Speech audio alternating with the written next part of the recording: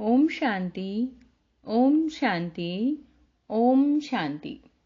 आज है 26 फरवरी 2021, शिव बाबा की साकार मुरली। आज मीठे बाबा क्या कहते हैं? मीठे बाबा कहते हैं, मीठे बच्चे, संगम पर तुम्हें नई और निराली नॉलेज मिलती है। तुम जानते हो हम सब आत्माएं एक्टर्स हैं। एक का पार्ट ना मिले दूसरे से। प्रश्न, माया पर जीत पाने के लिए तुम रूहानी योद्धाओं को यानी क्षत्रियों को कौन सी युक्ति मिली हुई है? उत्तर, हे रूहानी क्षत्रिय, तुम सदा श्रीमत पर चलते रहो। आत्म अभिमानी बन बाप को याद करो। रोज सवेरे सवेरे उठ याद में रहने का अभ्यास डालो तो माया पर विजय प्राप्त कर लेंगे। उल्टे सुलटे संकल्पों से बच जाएंगे। याद की मीठी युक्ति माया जीत बना देगी। गीत है जिसका साथी है भगवान। ओम शांति। तुम मनुष्यों के लिए बनाए हुए गीत हैं। इनका अर्थ कोई कुछ भी नहीं जानते। गीत भजन आदि गाते हैं, महिमा करते हैं भक्त लोग, परंतु जानते कुछ भी नहीं है। महिमा बहुत करते हैं। कुछ तो बच्चों की महिमा नहीं करनी चाहिए। तुम बच्चों को महिमा नहीं करनी है। बच्चे बाप की कभी महिमा नहीं करते। बाप जानते हैं यह हमारे बच्चे हैं। बच्चे जानते हैं यह हमारा बाबा है।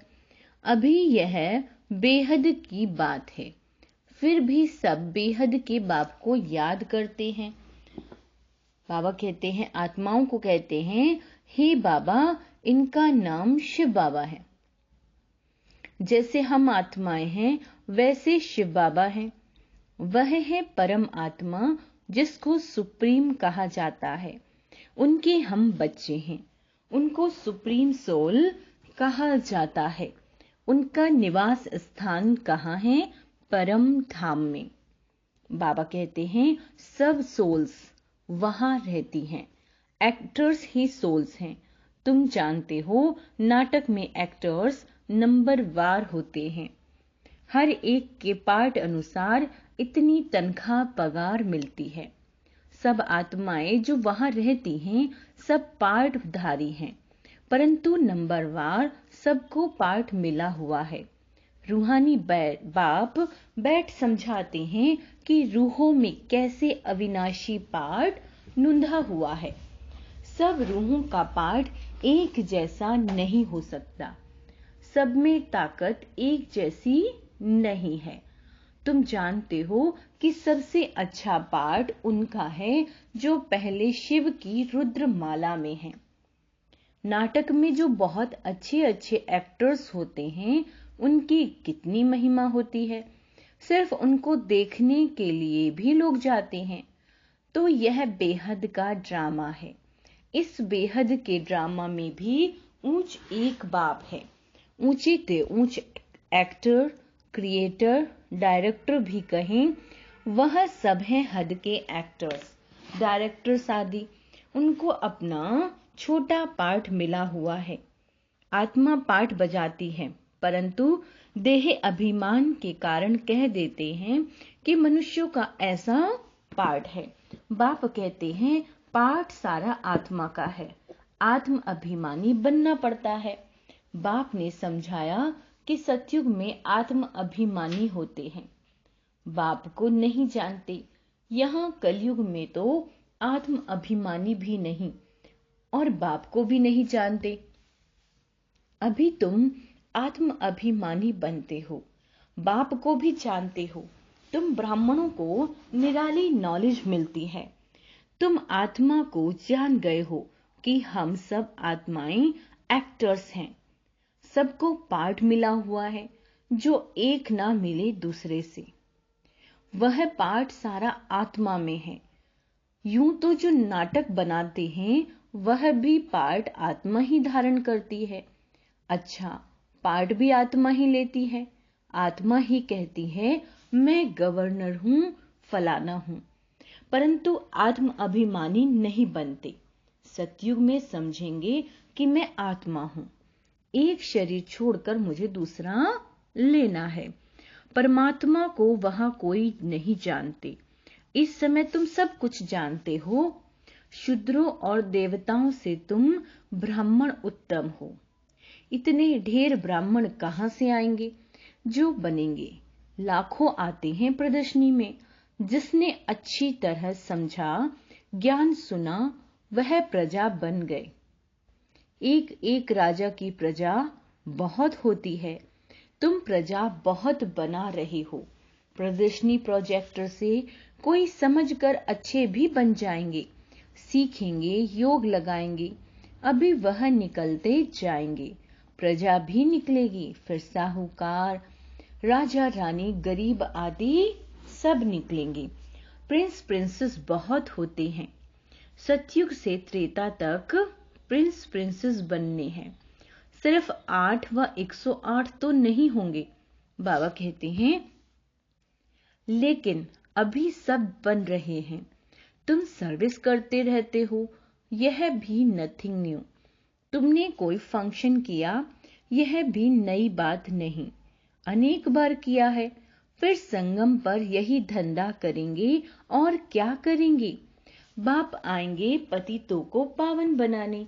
इसको कहा जाता है वर्ल्ड की हिस्ट्री ज्योग्राफी। नंबर वार तो हर बात में होता ही है। तुम्हारे में जो अच्छा भाषण करते हैं तो सब कहेंगे कि इसने बहुत अच्छा भाषण किया। तीसरे फिर उनसे तीखे होंगे तो कहेंगे यह उनसे भी तीखे हैं।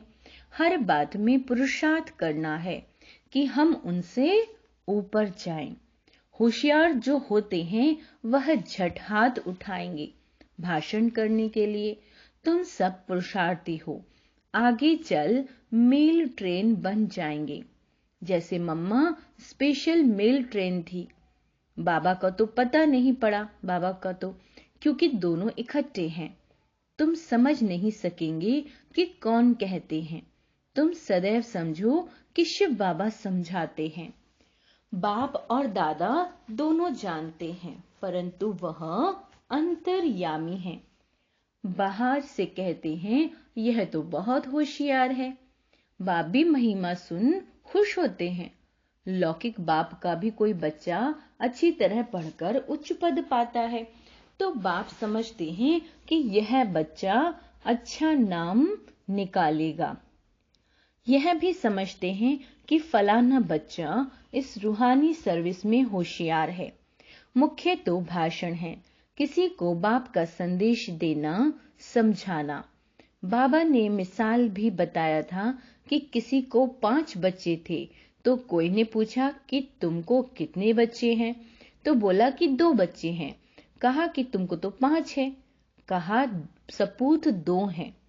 यहाँ भी ऐसे हैं, बच्चे तो बहुत हैं। बाप कहेंगे कि यह डॉक्टर निर्मला बहुत अच्छी है।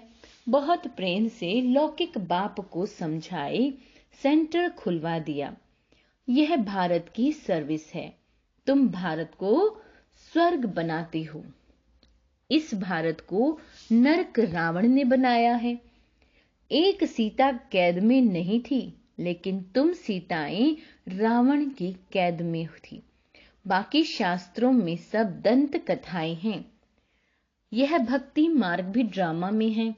तुम जानते हो सतयुग से लेकर जो पास हुआ वह रिपीट होगा। आपे ही पूज्य, आपे ही पुजारी बनते हैं। बाप कहते मुझे आकर पुजारी से पूज्य बनाना है। पहले गोल्डन एज फिर आयरन एज बनना है। सतयुग में सूर्यवंशी लक्ष्मी नारायण का राज्य था। राम राज्य तो चंद्रवंशी था। इस समय तुम सब क्षत्रिय यानी कि योद्धे हो। लड़ाई के मैदान में आने वाले को क्षत्रिय कहा जाता है। बाबा कहते हैं तुम हो रूहानी क्षत्रिय, बाकी वह है जिस्मानी क्षत्रिय। उनको कहा जाता है बाहुबल से लड़ना झगड़ना। शुरू में मल युद्ध होती थी, बाहों आदि से आपस में लड़ते थे, फिर विजय को पाते थे। अभी तो देखो बम्स आदि बने हुए हैं। तुम भी क्षत्रिय हो, वह भी क्षत्रिय हैं। तुम माया पर जीत पाते हो, श्रीमत पर चल। तुम हो रूहानी क्षत्रिय, रूहें ही सब कुछ कर रही हैं इस शरीर की कर्म इंद्रियों के द्वारा। रूहों को बाप आकर सिखलाती हैं, बच्चे मुझे याद करने से फिर माया खाएगी नहीं। तुम्हारे विकर्म विनाश होंगे और तुमको उल्टा सुलटा संकल्प नहीं आएगा। बाप को याद करने से खुशी भी रहेगी। इसलिए बाप समझाते हैं कि सवेरे उठकर अभ्यास करो। बाबा आप कितने मीठे हो। आत्मा कहती है बाबा, बाप ने पहचान दी, मैं तुम्हारा बाप हूँ।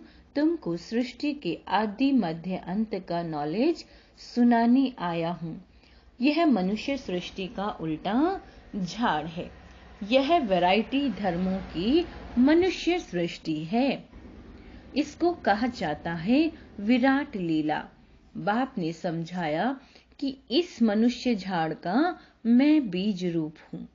मुझे याद करते हैं, कोई किसी झाड़ का, कोई किस झाड़ का, फिर नंबर वार निकलते हैं। यह ड्रामा बना हुआ है। कहावत है कि फलाने ने धर्म संस्थापक पैगंबर को भेजा, फिर वहां से भेजते नहीं है। यह ड्रामा अनुसार रिपीट होता है। यह एक ही है जो धर्म और राजधानी स्थापन कर रही है। यह दुनिया में कोई भी नहीं जानते।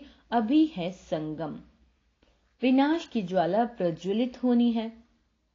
यह है शिव बाबा का ज्ञान यज्ञ। उन्होंने रुद्र नाम रख दिया। प्रजापिता ब्रह्मा द्वारा तुम ब्राह्मण पैदा हुए हो। तुम उच्च ठहरे ना, पीछे और बिरादरियां निकलती हैं। वास्तव में तो सब ब्रह्मा के बच्चे हो। ब्रह्मा को कहा जाता है ग्रेट ग्रेट ग्रैंडफादर। सिजरा है, पहले पहले ब्रह्मा उच्च, फिर सिजरा निकलता है। कहते हैं भगवान सृष्टि कैसी रचते हैं, रचना से। जब वह पतित होते हैं तब उनको बुलाते हैं, वही आकर दुखी सृष्टि को सुखी बनाते हैं। इसलिए बुलाते हैं बाबा दुख हरता सुख करता आओ। नाम रखा हरिद्वार। हरिद्वार अर्थात हरि का द्वार। वह गंगा बहती है। समझते हैं हम गंगा में स्नान करने से हरि के द्वार चले जाएंगे, परंतु हरि का द्वार है कहाँ। वह फिर कृष्ण को कह देते हैं हरि का द्वार तो शिव बाबा है। दुख हरता सुख करता। पहले तुमको जाना है अपने घर। तुम बच्चों को अपने बाप का और घर का अभी मालूम पड़ा है। बाप की गद्दी थोड़ी ऊंची है, फूल हैं ऊपर में, फिर युगल दाना उससे नीचे, फिर रुद्रमाला कहते हैं। रुद्रमाला सो विष्णु की माला। विष्णु के गले का हार, वही विष्णुपुरी का राज्य करते हैं। ब्राह्मणों की माला नहीं है, क्योंकि घड़ी घड़ी टूट पड़ते हैं। बाप समझाते हैं कि नंबर वार तो है ना, आज ठीक है कल तूफान आ जाते हैं। गृहचारी आने से ठंडे हो जाते हैं। बाप कहते हैं कि मेरा बनंती आश्चर्यवत सुनंती, कथंती ध्यान में जावंती, माला में पिरावंती, फिर एकदम भागंती चंडाल बनंती। फिर माला कैसे बने, तो बाप समझाते हैं कि ब्राह्मणों की माला नहीं बनती। भक्त माला अलग है, रुद्र माला अलग। बाबा कहते हैं भक्त माला में मुख्य है फीमेल्स में मीरा और मेल्स में है नारद। यह है रुद्रमाला। संगम पर बाप ही आकर मुक्ति और जीवन मुक्ति देते हैं। बच्चे समझते हैं कि हम ही स्वर्ग के मालिक थे, अभी नरक में हैं। बाप कहते हैं कि नरक को लात मारो, स्वर्ग की बादशाही लो। तो तुम्हारी रावण ने छीन ली है। यह तो बाप ही आकर बताते हैं, वह इन सब शास्त्र तीर्थ आदि को जानते हैं। बीज रूप है ना ज्ञान का सागर, शांति का सागर, यह आत्मा कहती है। बाप समझाते हैं कि यह लक्ष्मी नारायण सतयुग के मालिक थे। उनके आगे क्या था? जरूर कलयुग का अंत होगा तो संगम हुआ होगा, फिर अब स्वर्ग बनता है। बाप को स्वर्ग का रचयिता कहा जाता है, स्वर्ग स्थापन करने वाला। यह लक्ष्मी नारायण स्वर्ग के मालिक थे। बाबा कहते हैं, इन्हों को वर्षा कहां से मिला? स्वर्ग के रचयिता बाप से। बाप का ही यह वर्षा है। तुम कोई से भी पूछ सकते हो कि इन लक्ष्मी नारायण को सतयुग की राजधानी थी, कैसे ली? कोई बता नहीं सकेंगे। यह दादा भी कहता है कि मैं नहीं जानता था, पूजा करता था परंतु जानता नहीं था।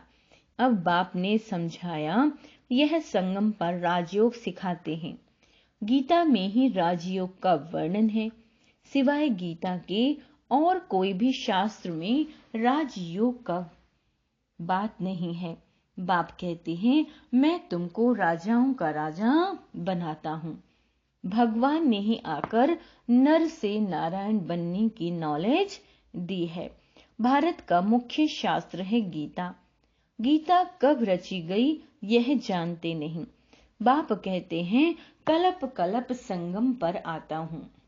जिसको राज्य दिया था वो राज्य गवाकर फिर तमो प्रधान दुखी बन पड़े हैं। रावण का राज्य है, सारे भारत को ही कहानी है।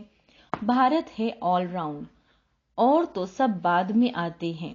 बाप कहते हैं कि तुमको 84 जन्मों का राज बताता हूँ। 5000 वर्ष पहले तुम देवी देवता थे, तुम अपने जन्मों को नहीं जानते हो। हे भारतवासियों, बाप आते हैं अंत में। आदि में आए तो आदि अंत का नॉलेज कैसे सुनाएं? सृष्टि की वृद्धि ही नहीं हुई है तो समझाएं कैसे? वहां तो नॉलेज की दरकार ही नहीं। बाप अभी संगम पर ही नॉलेज देते हैं। नॉलेजफुल है ना, जरूर नॉलेज सुनाने अंत में आना पड़े। आदि में तुमको क्या सुनाएंगे, यह समझने की बातें हैं। भगवानुवाच्य कि मैं तुमको राजयोग सिखाता हूँ। यह यूनिवर्सिटी है पांडव गवर्नमेंट की। अभी है संगम। यादव, कौरव और पांडव, उन्होंने बैठ सेनाएं दिखाई हैं। बाप समझाते हैं, यादव कौरव विनाश काले विपरीत बुद्धि। एक दो को गाली देते रहते हैं, बाप से प्रीत नहीं है। कह देते कुत्ते बिल्ली सब में परमात्मा है। बाकी पांडवों की प्रीत बुद्धि थी। पांडवों का साथी स्वयं परमात्मा था। पांडव माना रूहानी पंडे, वह है जिस्मानी पंडे, तुम हो रूहानी पंडे। अच्छा, मीठे मीठे सिक्के लदे बच्चों प्रति माता पिता बाप दादा का याद प्यार और गुड मॉर्निंग। रूहानी बाप की रूहानी बच्चों को नमस्ते। हम रूहानी बच्चों की रूहानी बाप दादा को याद प्यार, गुड मॉर्निंग और नमस्ते मीठे बाबा। आज बाबा हमें धारणा के लिए क्या कह रहे हैं? आत्म अभिमानी बन इस बेहद के नाटक में हीरो पार्ट बजाना है। हर एक एक्टर का पार्ट अपना अपना है, इसलिए किसी के पार्ट से रीस नहीं करनी है।